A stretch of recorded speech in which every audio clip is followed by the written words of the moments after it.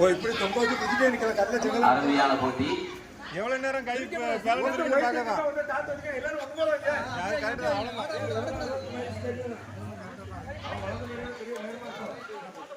அவ்வளவுதான். ஆஸ்பர் எதிரி வேணாலும் பிடித்துக் கொள்ளலாம், ஆனா பிடிக்கட்டுமே.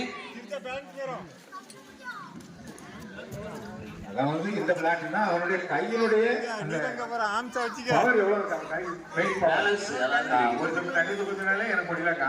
ஒரு செங்கல் இருக்கு